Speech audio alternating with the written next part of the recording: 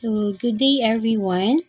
So, our topic for today is located at Lesson 12, Promoting Self-Care and Daily Living Skills. So, by the way, I am Claudine Minjoro from BECE second year. So, as we're going to start, I'm going to read first our objectives. So, in this lesson, you will be able to explain the importance of self-care and adaptive skills in young children. So, describe how adults can teach self-care and daily living skills and use task analysis and changing it, teaching self-care. So, self-care skills. So, this is our everyday task that young children engage in so they can actively participate in life activities such as hand washing, bathing, dressing, brushing teeth, feeding, and drinking, which are also termed as activities of daily living. So, as we ponder these things, so talagang maiisip natin na ito ay mga simpleng gawain lamang ng isang mga bata. But, then again, maisip natin kung bakit ba kailangan natin silang turuan ng mga simpleng gawain na ito. No, of course, gusto natin na matuto sila, no? It is for them na lumaki sila na magiging independent. So, it is a practice para sa kanila in a way na makakatulong din ito sa growth and development nila bilang isang tao. So, we proceed there.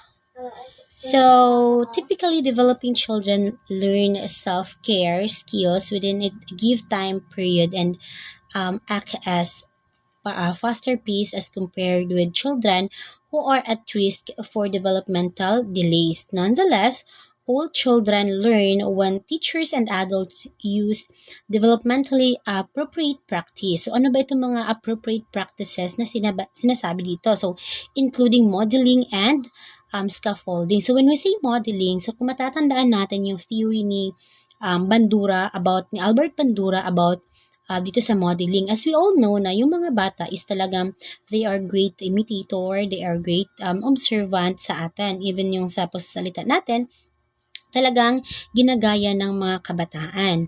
So, talagang alam natin na kung ano yung nakikita niya sa kanyang guardian, talagang sinusunod niya. So, tayo bilang kanilang mga nakakatanda, kailangan natin maging role model kasi nga talagang ginagaya nila tayo. And then, when we say scaffolding of learning experience, so, kung matatandaan din natin, ito ay nasa theory ni Vygotsky. So, scaffolding, so the role of the teachers and the guardians here is to support the child. Okay? Support the child or gagawin ng mga magulang or ng guardian dito is talagang tinutulungan nila yung bata na gagawin or i-perform yung task na yon pero not in a way na talagang sila yung gagawa.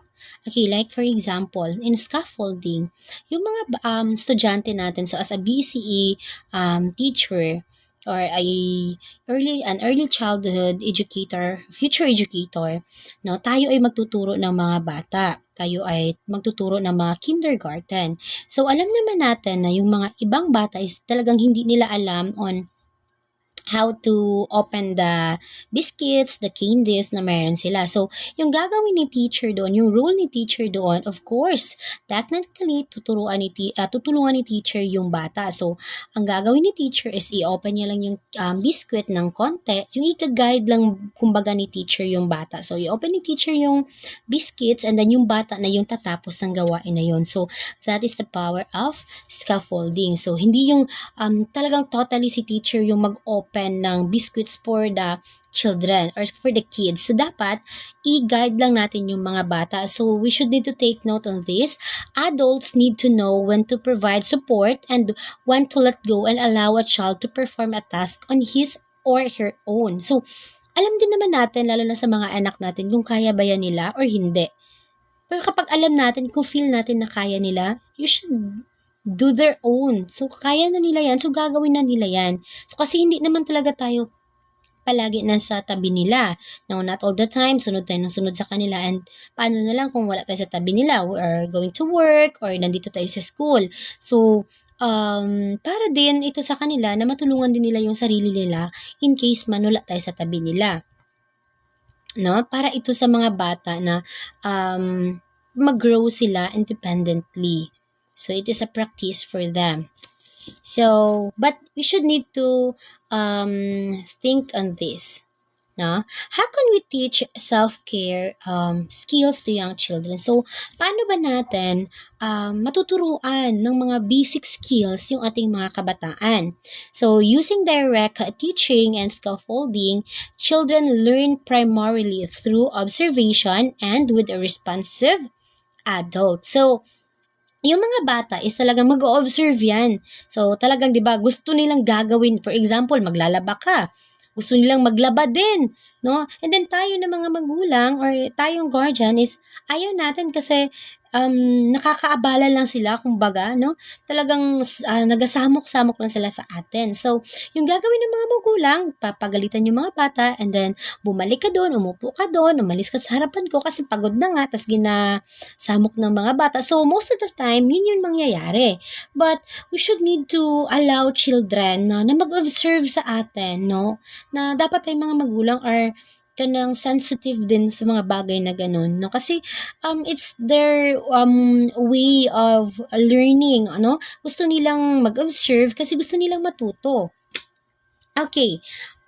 Task analysis, which is a process of breaking a skill down into smaller, more manageable components, it begins with identifying a target skill that we want a child to learn. So, itong task analysis na sinasabi, ito yung process ng pag-break, no, ng skills ng bata, no, unti-unti na matutunan nila ito, no? More manageable components. So, meron siyang sinusunod na mga steps, no?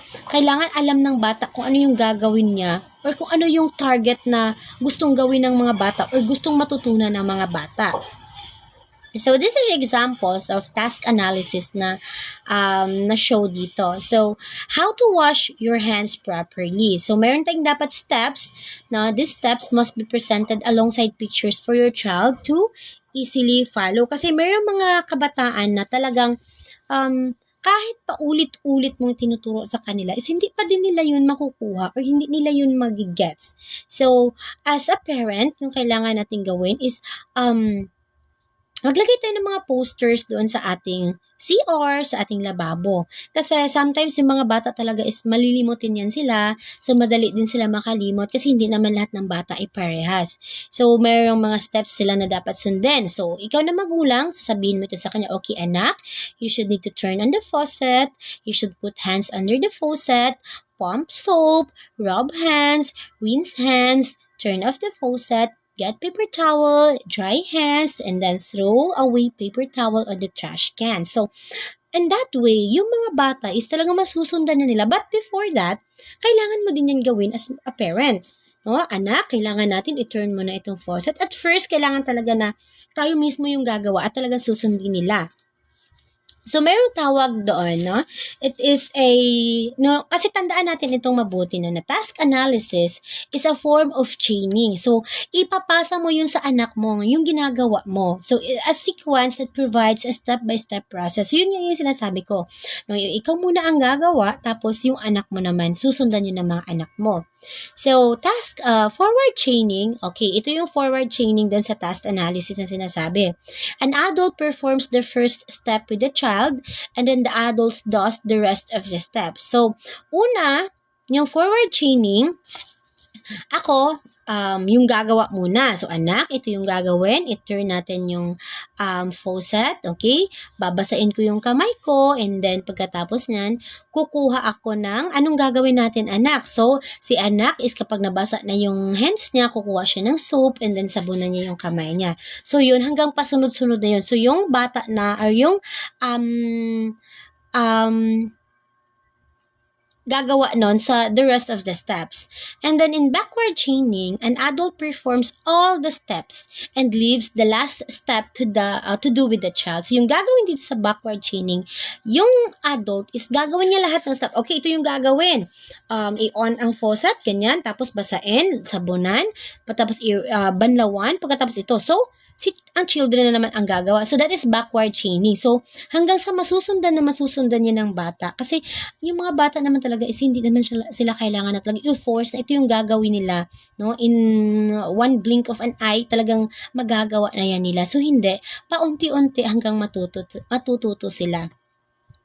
So, in addition of this, audio and visual supports such as social stories, songs, videos, and visual schedules are used to reinforce self-skills in children. So, ito, i-share ko lang. Natutuwa ako sa anak ko kapag nakikita kong nag-play sila ng yung sa isang app, yung Angela na app. So, yung My Talking Angela. Kasi, meron doon si Angela is kailangan nilang pakainin. Kapag gutom sa Angela, kailangan nilang pakainin.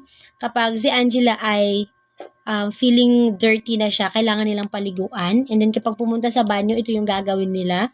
And then, pagkatapos doon, kapag sleepy si Angela, kailangan niya matulog. Kapag si Angela ay na-bored, kailangan niya mag-play. So, meron pa rin naman tayong mga sources, mga different resources, no, na makakatulong sa atin kapag nahihirapan talaga tayo na i-introduce yan sa ating mga anak, no. Kung nahihirapan talaga yung mga anak natin na gagawin yan, so meron tayong mga reinforced, no, na kailangan makita din to ng mga bata, no, sa pamamagitan ng mga videos, no, ng mga songs. So, yung mga visual schedules, yung mga mga stories about cleanliness, about on how they should clean themselves, on how to be independent. So, makakatulong yun sa mga bata. But the question is, how can we assess children's progress, no? Of course, through observation and developmental checklist. So, sino ba ang gagawa ng observation na ito or ng developmental checklist? Of course, yung gagawa ng ganitong mga observation is sa parents yun. Kasi, ang parents naman yung palaging nakakasama ng mga bata. So, like for example, kaya na ba ng anak mo na magbihis ng siya lang? Kaya na bang i-zipper yung pants niya? Kapag magwiwi ba siya, kaya na niyang i-down yung pants niya? No? Kapag magbihis siya ng uniform, kaya niya bang i-buttons yung uniform niya? So, tayong mga magulang is alam natin kung yung anak natin is nagkaroon ba ng progress or wala. So, through developmental checklist, so lalagyan natin yan ng date, no, yung mga data information ng anak natin kung kailan tayo conduct ng observation doon sa anak natin. So, tayo mismo ng mga magulang is alam natin na, nagkaroon ba ng progress yung anak ko? Kasi kapag more than a year, ginagawa mo yung sa anak niyo, and then hindi niya pa nag-gets, magtaka ka na. And then, it should be alarming kapag 1 year na, and then tinuturuan mo yung anak mo na, anak, ito yung gagawin mo. Kapag maghugas ng kamay, ito yung gagawin mo. Tapos, in 1 year, hindi niya pa rin alam yung step ng gagawin niya. So, kapag maghugas siya ng kamay, hindi niya i-on yung faucet, naglalagay siya ng sabon. So, parang mababahala ka na doon. So, tayo mga magulang, we should need to be kanang aware bitaw sa nangyayari sa ating mga anak, or kayo as a future parents din, no, kailangan alam nyo din yun, no? Hindi lang natin iasa lahat sa doctors, hindi lang natin iasa lahat sa teachers, or sino man yung mga mayroon talagang sapat na kaalaman yan. So, magsisimula kasi yan sa bahay, yung practice na ganyan para sa ating mga bata.